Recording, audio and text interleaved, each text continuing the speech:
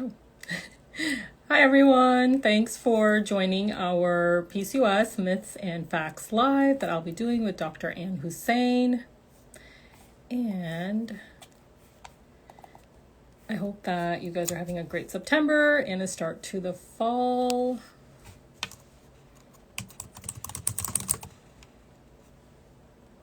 All right.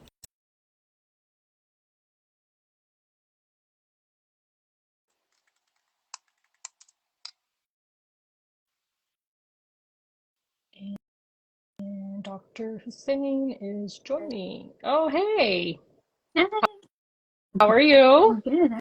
How are you? I'm good.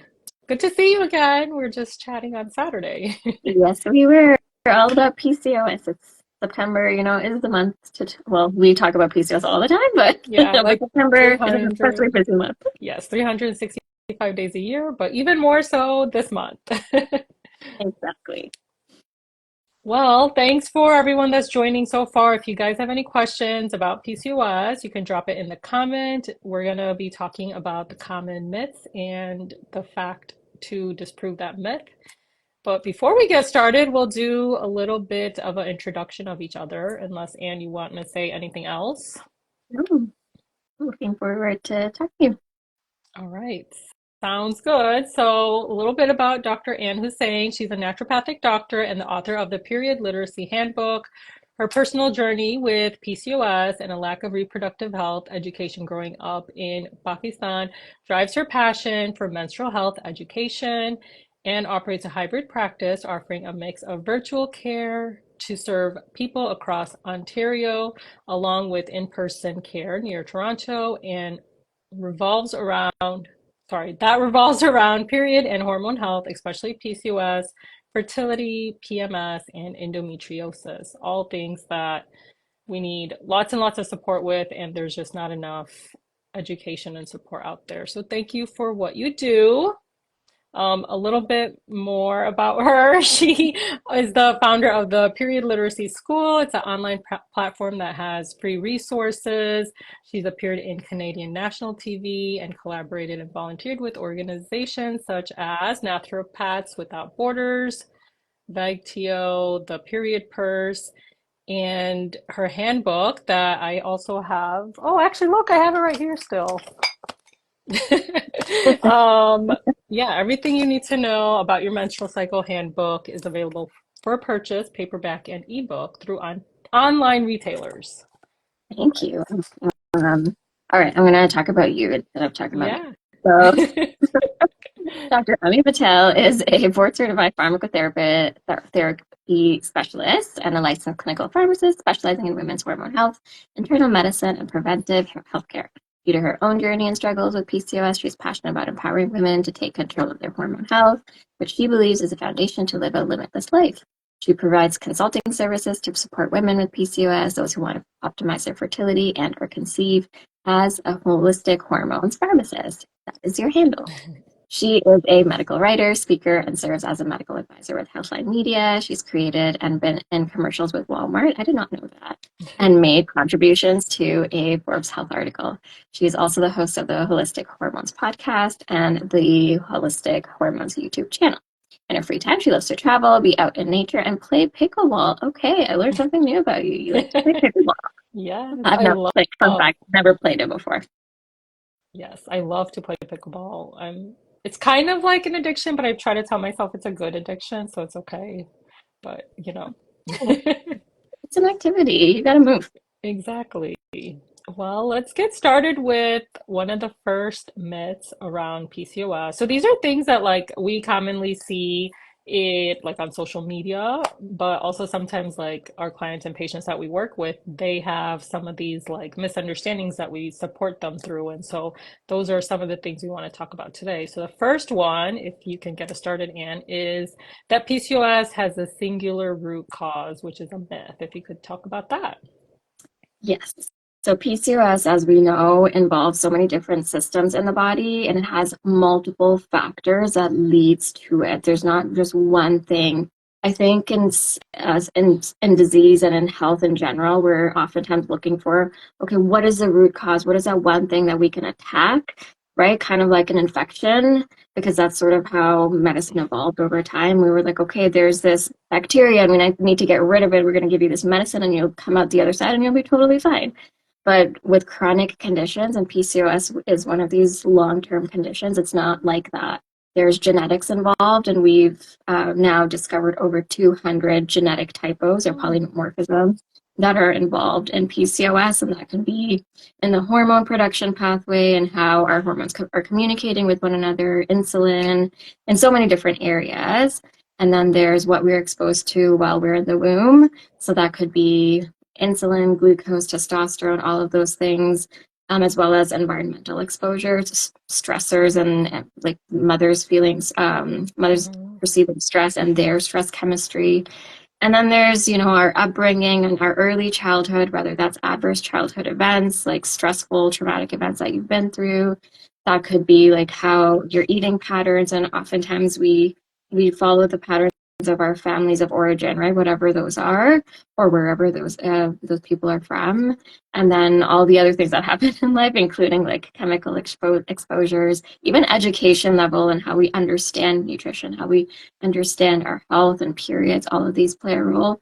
And then on an ongoing basis, there's like our lifestyle factors, as you know, as we all know, hopefully, nutrition, lifestyle, exercise, sleep, stress, all of the bits, as well as like life changes, our bodies change, health changes, circumstances, finances, all of these come together and manifest. It's not like a clean, like tidied up box, right? Like it's a web with lots of different things. And that's why PCOS ends up looking so differently and everyone's health Mm. ends up looking so differently in general, right? You have Yeah. something else to add to Yeah. that?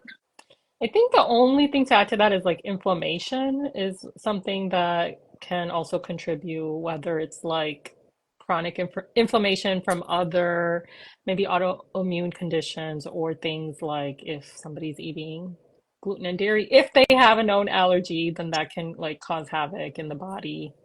So I think Yeah. that's one of the things. But yeah, and everything else you said Hmm. covers that.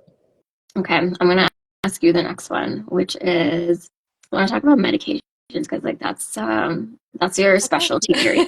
Okay, so Let's do it. weight loss, metformin, and birth control can cure PCOS. Great myth to address. So, yeah, commonly when people get diagnosed with PCOS, they are, and I mean, my story as well. Like when I got diagnosed with PCOS, I was just told, oh, just take birth control. It will help with your acne and regulate your cycle. And despite being a pharmacist and finishing pharmacy school at the time, I didn't really know any better. And so commonly people are prescribed birth control and metformin. And we have to understand that it doesn't actually cure PCOS. There is no cure for PCOS because as Anne was just saying in the first part that there's so many different factors that contribute to PCOS and we don't know like if there is exactly just one cause yet. And so with that, there's no cure yet. It's a lifelong condition, but it can be managed. And some of the things like these medications can help improve symptoms. So metformin is commonly prescribed because it improves insulin resistance. It's originally a medication for diabetes, but something that's underlying to diabetes and PCOS is insulin resistance. And so metformin can help with that part of it. And then the birth control comes into play because it can reduce the male hormones, androgens, or testosterone, for example, which can help improve symptoms like acne or hair loss. And one benefit of birth control that people can have with PCOS is that it can give you a withdrawal bleed, which sheds the endometrial lining, which can reduce the risk of cancer. So there are some benefits to these medications for improving symptoms, but just understanding that, the underlying contributing factors to PCOS still have to be addressed with lifestyle changes because once you stop these medications, your symptoms are gonna come back. Exactly. Can I ask you one more question, like a follow-up question Yeah, on a yeah, different of course. medication though? Because Yeah. this is a common one that's used also. Can you speak to spironolactone a tiny bit in PCOS? Yes. Yes. Yeah. Yeah. That's a big one as well. So spironolactone is a medication basically for like heart conditions, and it helps with people that have like congestive heart failure, something that has like fluid buildup that makes it harder for the heart to work. So that medication is originally used for that, but they discovered, I guess, that it can also help with decreasing the male hormones, the testosterone levels. And so that's why that's commonly used for elevated male hormones. So that also helps with improving things like acne, hair loss, unwanted hair growth, which can also help with like weight loss, possibly, well, once those hormone levels decrease. Thank you. I know, like a spironolactone, I have so many questions. Patients come in with questions because hirsutism is such a difficult symptom to budge, right? Like, Yeah. and you typically are also seeing like an esthetician or someone to help you with the hair growth, like a laser specialist or something like that. And then there can be times like, let's say, pregnancy or in Hmm. perimenopause where well-managed hair growth, hirsutism, is now sort of getting all wonky again.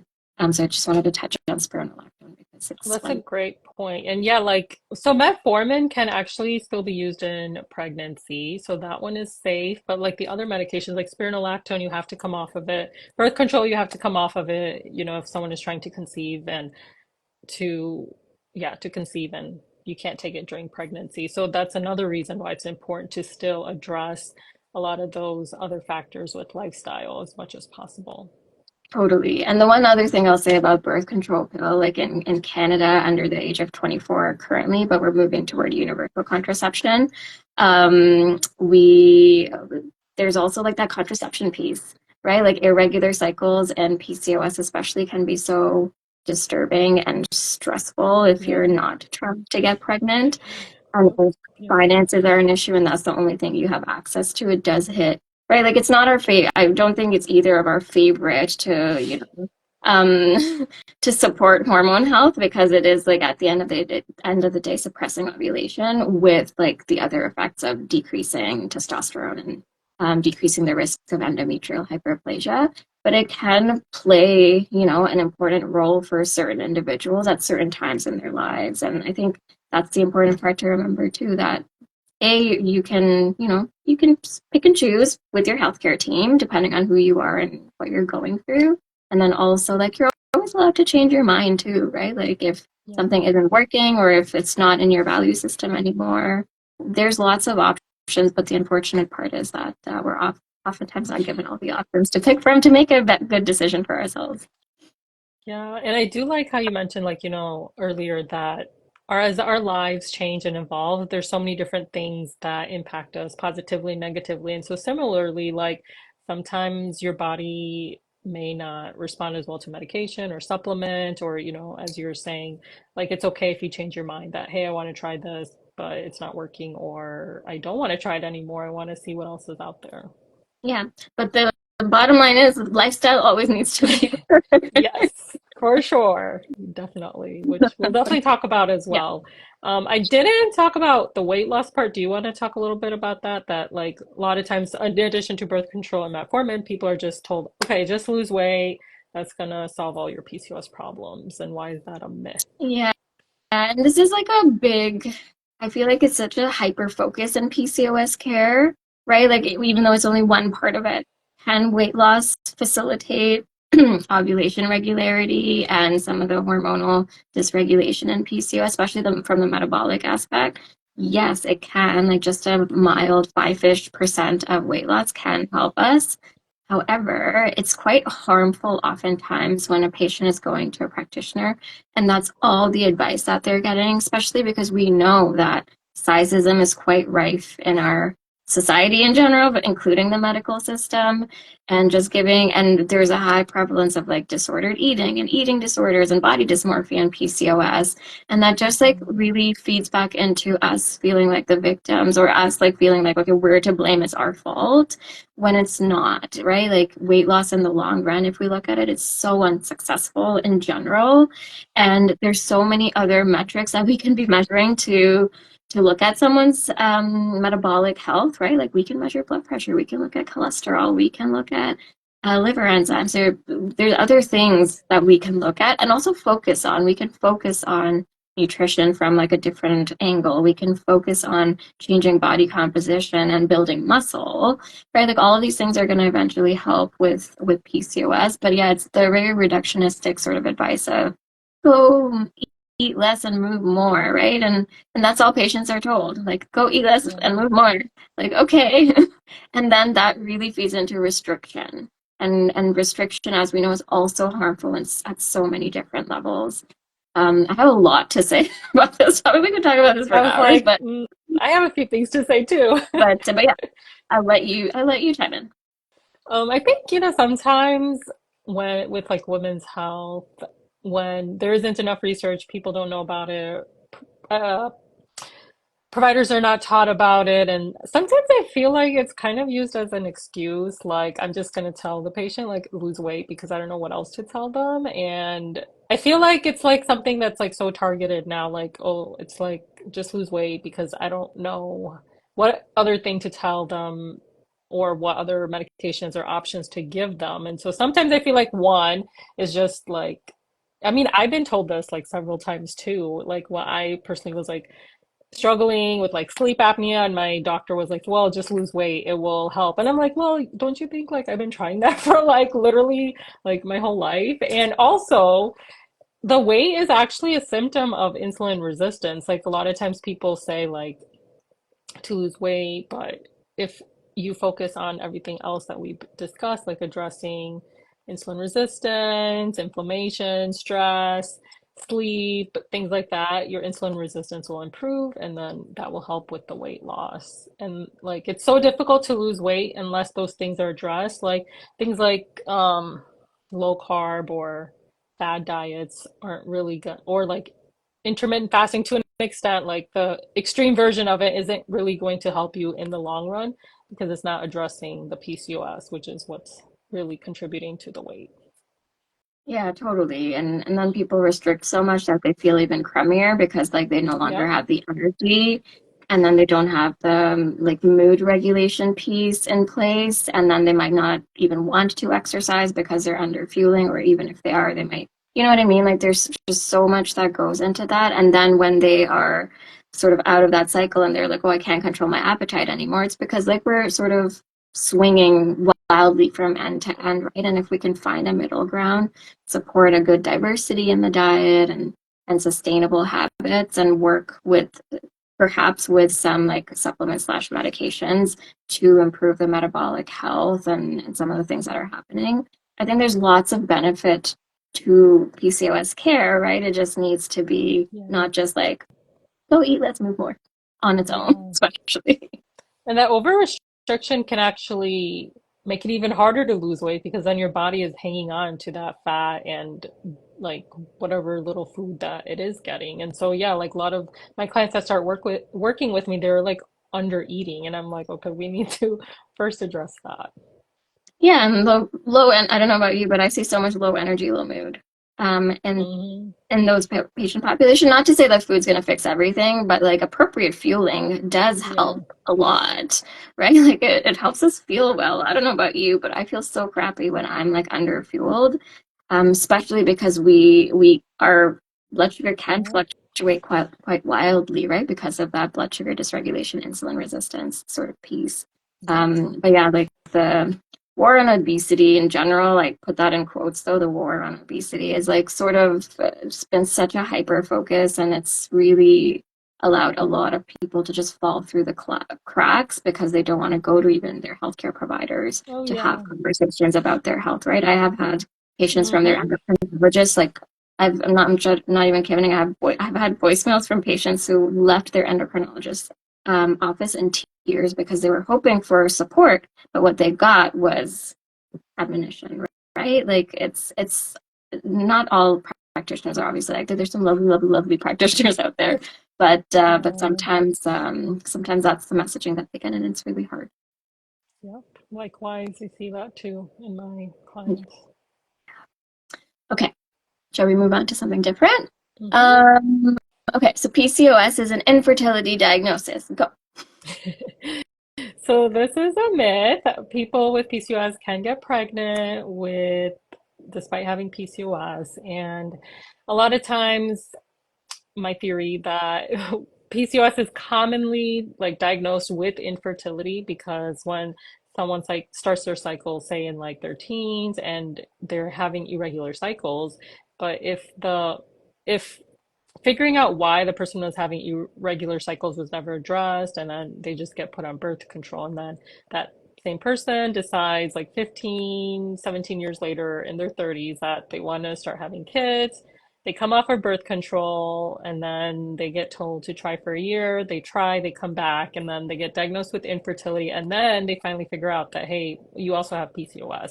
And so commonly, like PCOS and infertility are diagnosed together, but they don't necessarily have to, like, not everyone with PCOS struggles with infertility. Many people with PCOS can still conceive naturally or with the support of medications and have healthy pregnancies and healthy deliveries and healthy babies as well.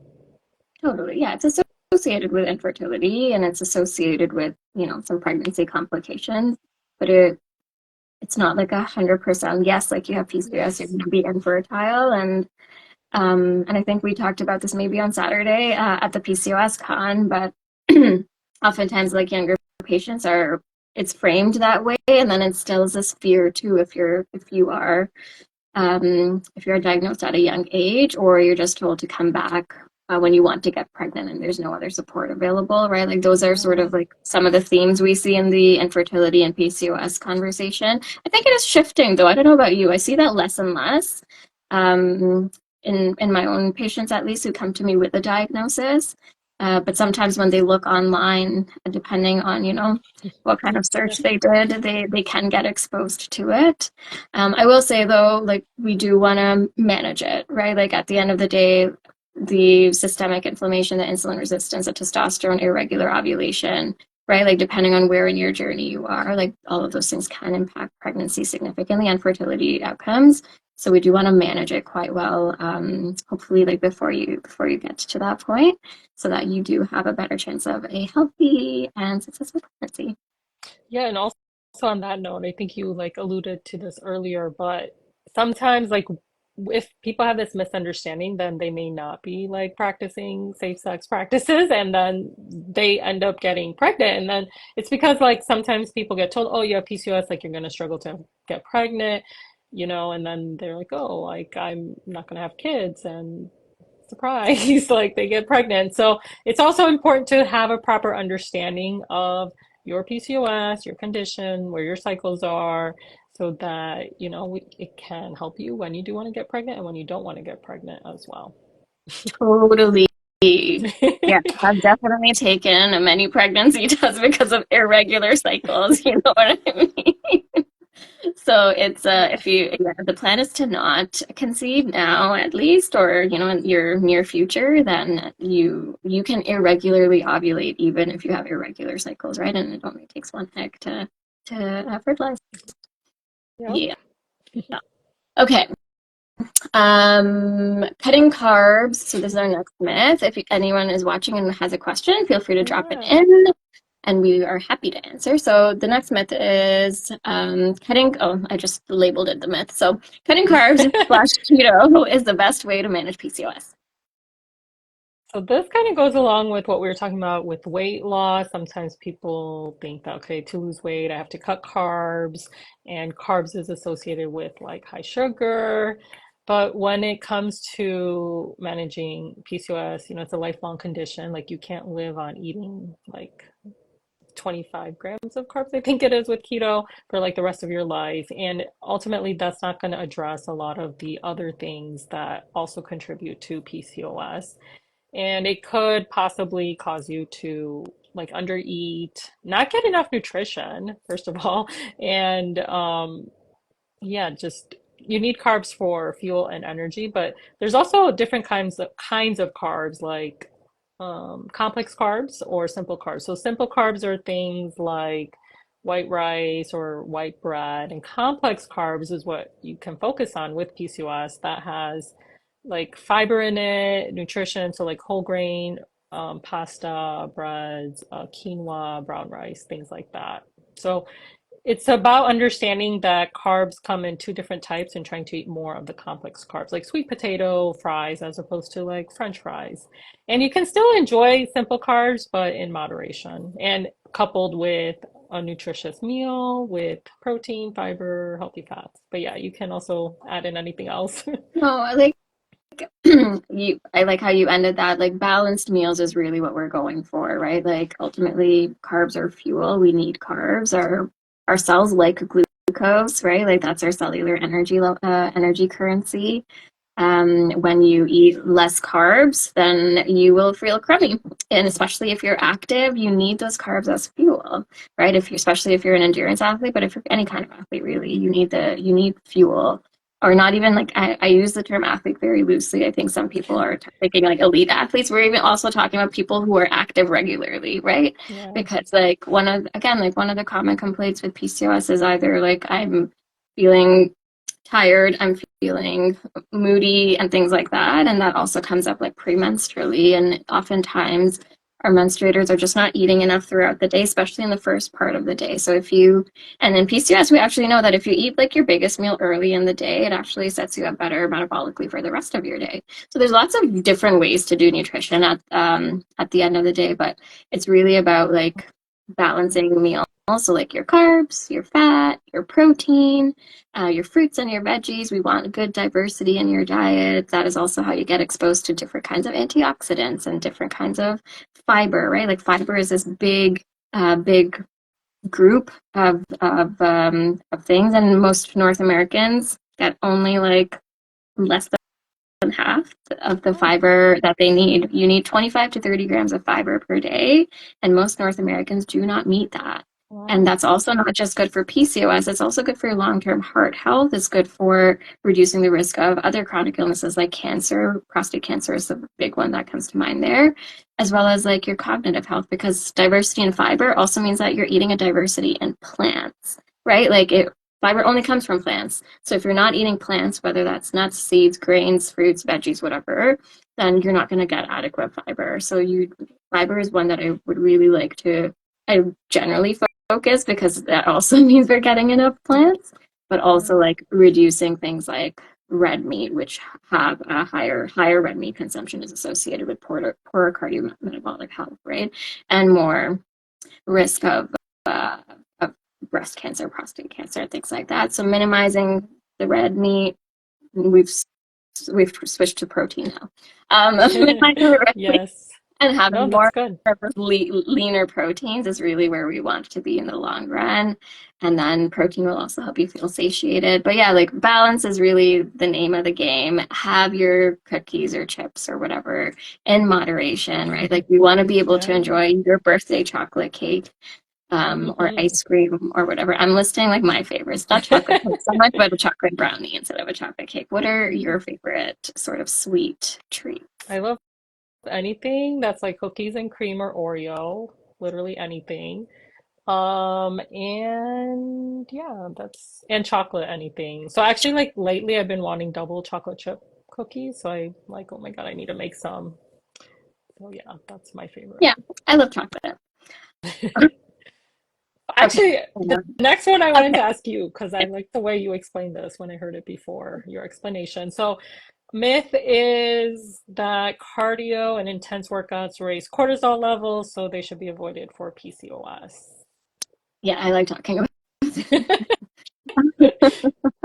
So, part and parcel of exercise is your cortisol being elevated a little bit, because, like, ultimately we need cortisol. Cortisol helps us get up in the morning. Cortisol is elevated in response to pretty much any physiological stressor, and exercise is a stressor on the body. That is how we adapt to exercise. It's how we get better at exercise, including, gaining strength. Hi, Dylan.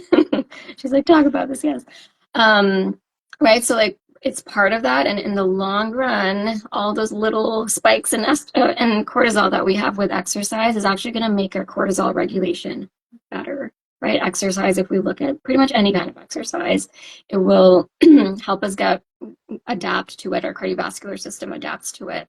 and the cortisol regulation becomes a little bit better. Now, the hard part with sometimes in PCOS is that we're under eating and over exercising. That's a bad combo because that is what's going to cause more nervous system dysregulation. Not sure what's happening to my voice.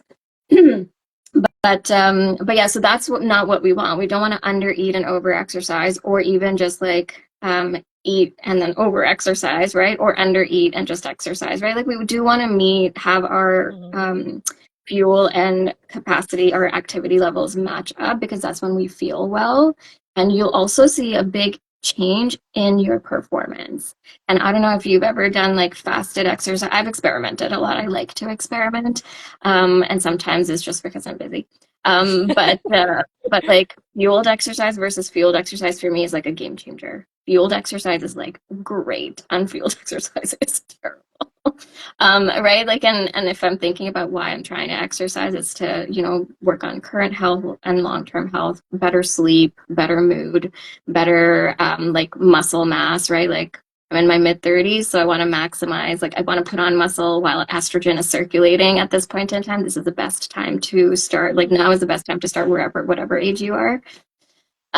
So yeah, and then if we take a look at PCOS research, high intensity interval training actually has been shown to be helpful for PCOS, right? Like, so it's all like, let's not swing to extremes. Let's stay in the middle. Let's focus on what we know about exercise, which is it is great for you. There's cardio, there's weightlifting. Both have distinct but overlapping benefits is how I like to frame it. We want both. And even if I'm going to speak to the Canadian guidelines, but the Canadian guidelines for exercise are 150 minutes minimum per week, moderate to rigorous, vigorous intensity, a mix of cardio and resistance training, and then add a non-exercise activity, flexibility, walking, stretching, and all of the other bits, right? So like those are our minimums, and most of us don't hit those. Like over 50% of Canadians don't hit those. Mm. I don't know what the stats in the States are, but over 50% of Probably Canadians don't similar. hit those. So we want to be encouraging people to move more, whatever that looks like, and not Mhm. fearmonger around like cardio and cortisol and things like that.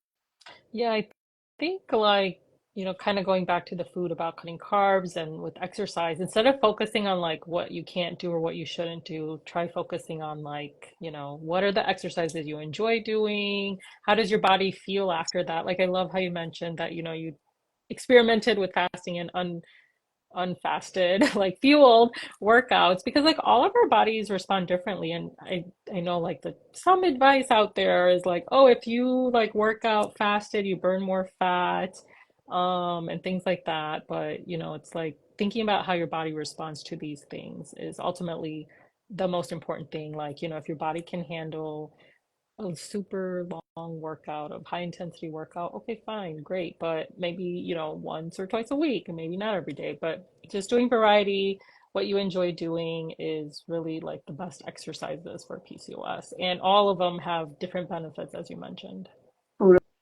Totally. Yeah. And some people enjoy fasted exercise, and and nothing against them Yeah.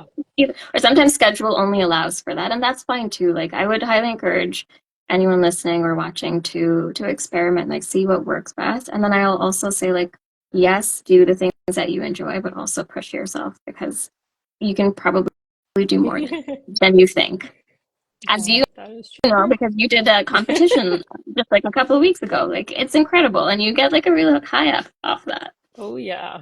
Yeah. Yeah. So like I trained for 2 months and I made like so much progress in that 2 months than I probably did like, I don't know, like 3, 4 months before that because I was like pushing towards something and yeah, I did realize that I could do more than I thought. Totally. And the other thing I sometimes do coach patients with is that sometimes it is helpful to get like a fitness professional to help you out, Yes. especially at the beginning. If you're like, because there's so much intimidation of going near the barbell or going near the cable machine or going near equipment that you've never used before, understandably so, right? Like I was totally apprehensive. And then I started going to the gym and I'm like, no one cares about me, right? Like, which is true. Like, no one Yeah. cares about me. Everyone cares about them. Similar to me. Like, I don't care about anyone else. They do, you do you. I'll do me.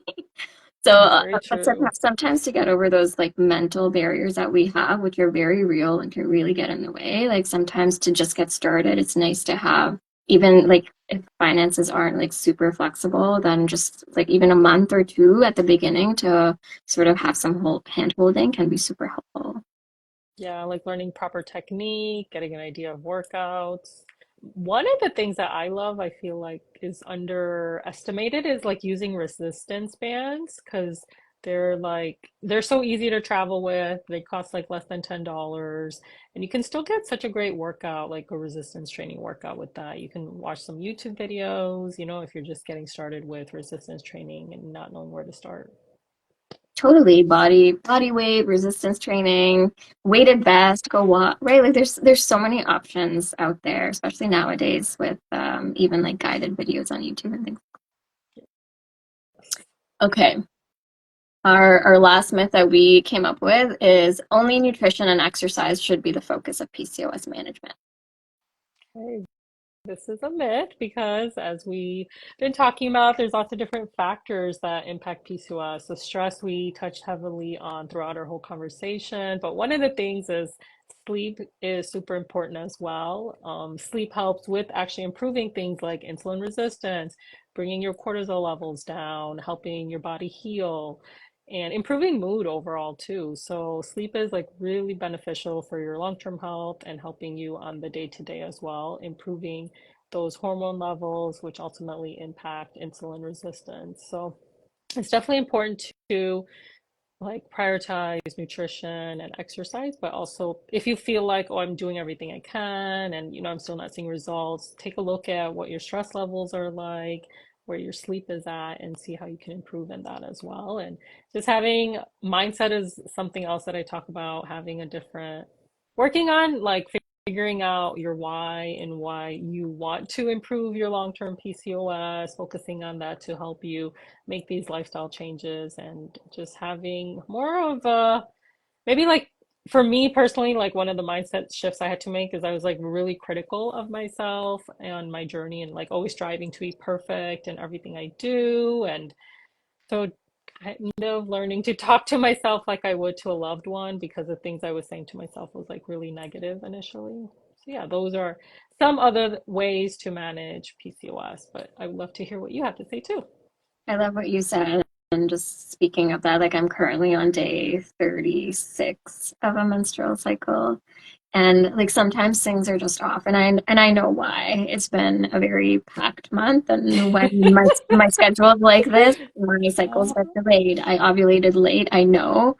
When I ovulated, and it was like, later than I normally do. So like, don't worry about the one-offs that go different. Like, try to figure out your patterns because you likely do have patterns, right? Like when things are yeah. stressful, it's not just the stress, right? Like when I'm stressed, typically like activity levels change, my eating habits change, my sleep levels, my sleep and sleep quality changes, how I interact with other people changes, and then I was like, oh, maybe I should have been nicer, right? Like there's so many things that start to Yes. like then feed into one another, and I think I'll just go back to some of the things that we shared at the beginning that ultimately PCOS management, like your strategies might change over time and you might need some extra support at some times, less support at other times. And all of that is just part and parcel of like, life and health. And you could also have the one thing I do want to say is like sometimes other diagnosis, once you have a diagnosis, it's sometimes difficult to get another diagnosis. So if you are noticing like things are really off or you're experiencing something that is very different and has been going on and is persistent, or something of the sort, then definitely like don't just chalk it up to PCOS, right? Like oftentimes, for example, perimenopause is a good example of this, I feel, when people's like periods are changing and we know that hormones are fluctuating at that point in time as they should and do. But everything's sort of like, oh, it's perimenopause and like nothing is investigated.